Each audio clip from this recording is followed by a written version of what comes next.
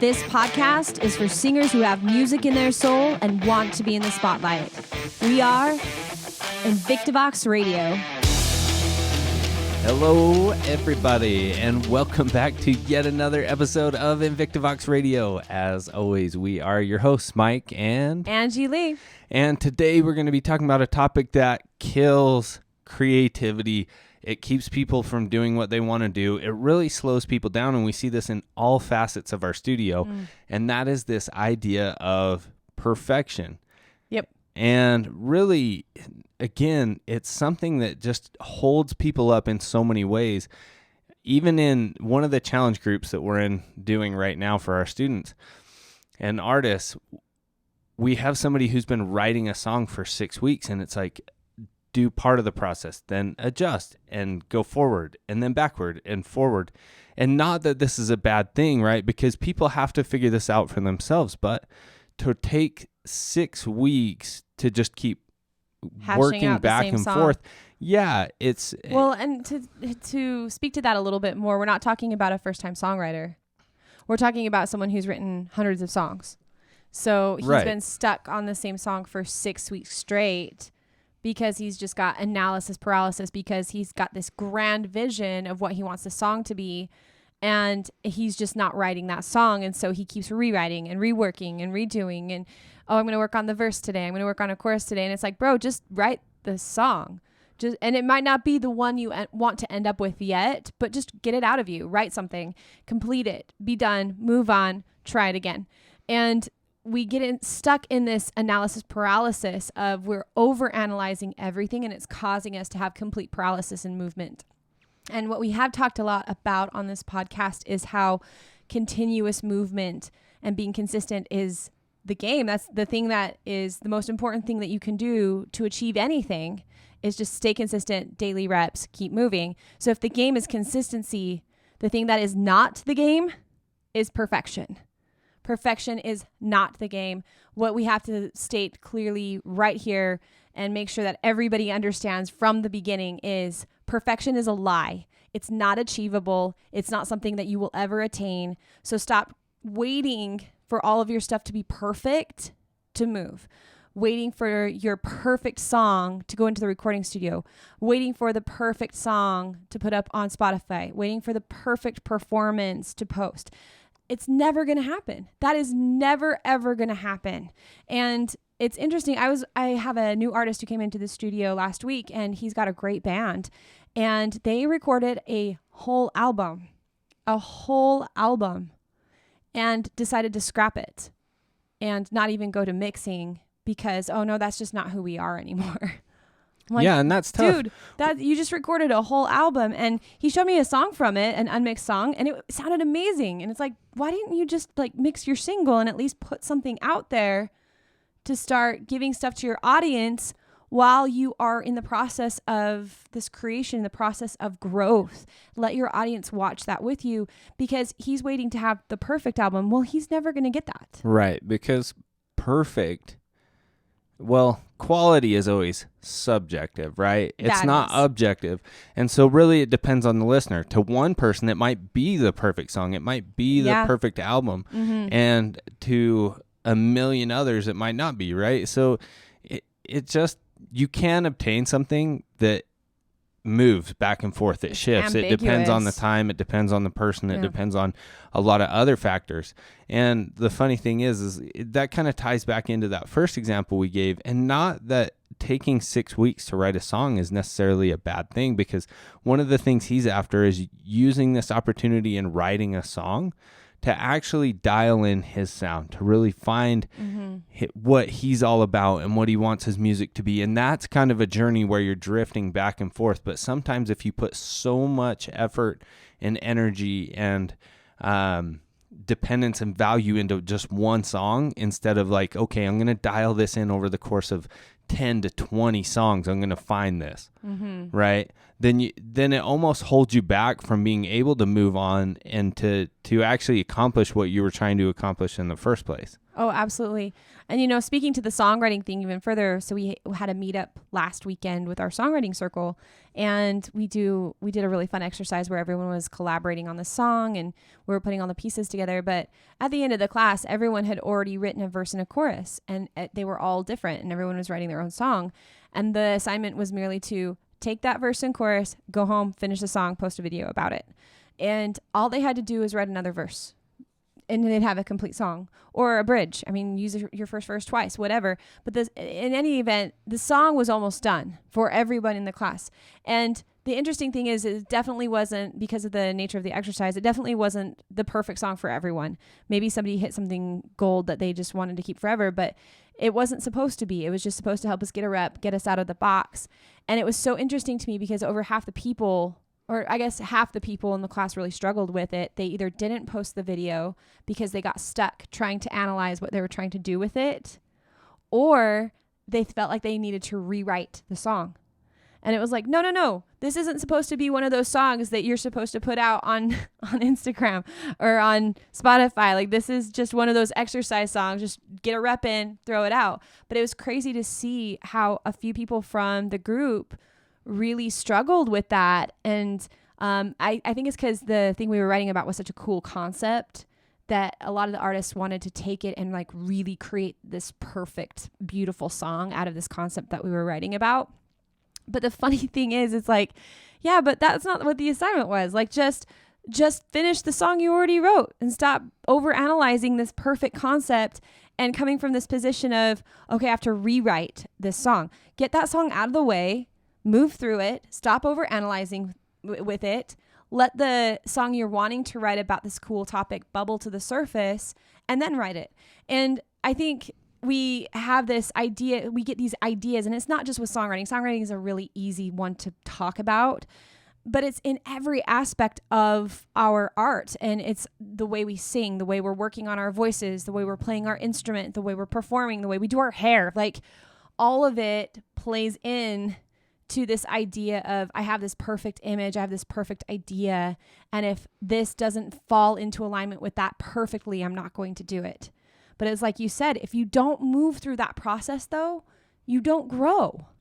You don't grow as an artist. You don't bring that vision into clarity. Like, everything just stays stagnant around your perfect idea because your idea is so perfect. But you don't actually execute because you get stuck overanalyzing everything. Well, and that's kind of the funny part, right? Is for that band, when they wrote that album, at the time they probably thought it was awesome, right? Yeah, it was everything to them. So then by the time they get done recording it, now it's not awesome. They've grown. And so that shows you right there that, again, going back to the title of this podcast, perfection is not the game. Perfection is not the game because it will only cause you to be frustrated and to feel like you're failing over and over and over again. Yeah. Where I think the game is just evolution and having fun with your art. I mean, yes, take it seriously. Yes, like, put everything you have into it. But at the same time, just let yourself evolve and grow and be artistic, and to get it out there. We put so much pressure on ourselves to be successful, to be famous, to be any number of things. And in the end, that's kind of what drives where our art needs to be, instead of taking the art that we love and that we enjoy and that we just create and then finding other ways to turn it into those things. Absolutely. Yeah, you said the game is at evolution. Another word I really love for that is expansion. The game is not perfection. The game is authenticity in your expansion, and to continually grow, to continually expand your abilities and who you are as an artist. And I think something that you touched on that was really cool is that we have this idea of who we want to be as an artist. We have an idea of the perfect sound. And so as we put out content, especially when we're new to it and it doesn't hit what this glorious idea is, we scrap it instead of pushing through it and moving through it and using it. And it kind of goes back to what we've been talking about this whole time. If that's what you do, there is no such thing as movement. You have to walk through the chaos to grow. You can't just have ideas and have this false sense of momentum because you have a great idea and you're doing stuff, but you're not actually walking the path. You're not actually putting that stuff out there. You're not actually sharing, because I will tell you, you can't actually grow truly unless you share what you're doing. And here's then it's still just an idea. Right. And here's the other part of that that's actually pretty cool, is something that's often taken for granted, is that people, like your audience, your fans, they want to see that journey. Oh, they love as watching weird it. as it is, people want to see people who are successful suck at some point in time and become better. They like to see the evolution. They like to see the growth. And so if you have one of our artists / coaches here at the studio, he released all his stuff even from the beginning and put it up on Spotify even when it was garbage, right? But then it allows you to just see, like, okay, here's where I was at in the beginning and here's where I'm at now. And the funny thing is give him a couple more years down the road, and then the comparison between now to where he will be in 2 years is going to be probably kind of similar to where he is now compared to where he was in the beginning. And so it's all part of the experience. It's all part of not just your experience as an artist, but also the experience of the audience and the fan, and just being able to take part in that and see that growth. Yeah, I mean, we can talk about A-list artists for a second. How many of your favorite artists that are big players right now, how many times have you seen people like post YouTube videos of them when they were teenagers or like when they were really little? I mean, like, this is how they got their start. This was Camila Cabello putting up random YouTube videos, you know, and everyone's like, oh my gosh, she was so cute back then, but wow, is she so different? Right. And it's like, exactly. That's the point. Like, if you're the same person when you're 10 years old versus 20 years old, we have a problem. Same thing when you're 18 versus 22. Like, you're going to be a different person. You're going to be a different artist. You're going to have a whole different view of what you want to communicate with your art, because you are in a different place in life. But if you never take the chance to just move and put everything out there and lay it out on the table, then again, it's that false sense of momentum. Well, I recorded a whole album. What did you do with that album? Nothing. Okay. So you got no feedback from any outside source on this album. You just decided to scrap it. Yeah. Yeah, it's really an interesting concept. How are you going to grow through that? And I get like that your vision might have changed of the project, but why not share some of the best songs from that album you recorded that spent all that time and heart and money and everything into, and actually share it? Now, one example that almost proves a counterpoint to this, right, is so Jared Leto, he talked about that song City of Angels that they put out, right? Yeah. And he said, hey, this song took me 2 years to write, right? Sure. Because he would write part of it and then walk away from it for a while, come back, revisit it, and he would kind of recraft it and retool it, and it ended up becoming probably the main single off of that album. Yeah, it definitely was like the big single from that album. Right. And so in that situation, it took a long time for it to come about, but it's not because he was seeking continual perfection for the song. And it's just not just working on that song the entire time. Right. Either. It's like, hey, I know that there's something to this song that I'm really loving, that I'm really enjoying, but I'm going to move away from it. I'm going to go work on some other things. I'm going to come back to it eventually with a fresh set of ears and see if I can adjust whatever's kind of off in the song, or how do I make it better? Because there's a difference between trying to make something better and just continually aiming for perfection and just sticking on one thing. So I did want to kind of point out that a lot of people kind of mistake the two. One is you're just continually stuck. You're obsessed with that one thing and you can't move on from it until you get it done, and you just kind of move back and forth with no movement. And the other is you create it, you move on, you keep progressing, you keep growing, you keep expanding, and then as your skill sets and everything else evolve, then you're able to come back to something that you loved but just wasn't quite ready to release.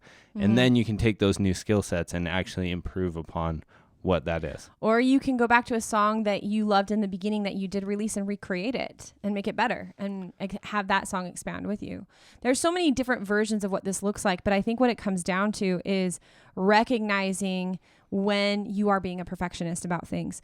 And every artist struggles with this. Yeah, every single one. Some are way worse than others. I am a true perfectionist in every form you can imagine. Like, I just am. And I didn't even come to terms with my perfectionism till like 2 years ago. Yeah. So I was like 35 years old when I was like, oh, Mike, light bulb, I'm a perfectionist. And he's like, yeah, no, duh. Yeah. You always knew that about me. I was like in denial about my perfectionism. And I was like, okay, well, this could be powerful to me if I embrace that I am a perfectionist and I utilize that as a skill and say, okay, when does that work for me? When is it good for me to be critical and a perfectionist? And when is it not serving me? And if you can get to that point where you're looking at this and going, okay, think of it as like your inner critic. Think of it as somebody who is very critical and is able to see and is able to shape things. And if you can see it as a skill, then when you're in the creative process, you can look at it and go, you know what? Perfectionism has no place in the creative process. The critic or the critical mind, criticism has no place in the creative process. It kills creativity. So just consider that criticism kills creativity.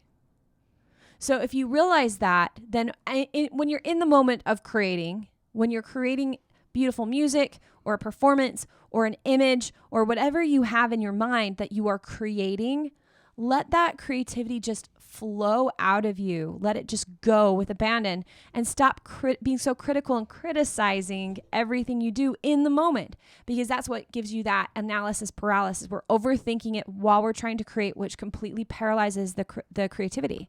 So if you can remove the critic, your inner critic, turn it off while you're in that creative process and recognize that that is a skill set that you do not want to use in that moment, then when you're done creating a song, you just, you finish it, you complete it, you bring that critic back in and you say, okay, how is this working? How is it not working? Is this a song I want to use? How am I going to sing this song? What am I going to do with my voice on this one part? What are the nuances? Is this song something I'm just going to scrap? Is it a rep, or is it something I'm going to retool and rework? But if you let that perfectionism take over in the moment of creativity, you're never going to create what you want. Yeah. Perfect. I think that sums up the point beautifully. Just coming to the end of this episode, and we'll just wrap it up with that. But as always, we like to ask a question at the end of each episode, so that way, it gives you guys time to kind of think and reflect back on how you operate and what's going well and what's not working with what your process is. So I just want to ask or lay out the question. And if you're watching this on YouTube, please put it in the comments below. If you're just listening to it, bust out that journal and pen and just, where are you trying to be too perfect? Where is perfectionism getting in the way of you progressing and having that growth that you need to be able to get to the next level? Or where is it getting in the way of your creativity? Yeah. Where are we having that analysis paralysis? So as always, please share this episode. Let a friend know. Anybody that you think would benefit from it. Subscribe, do all those fun things.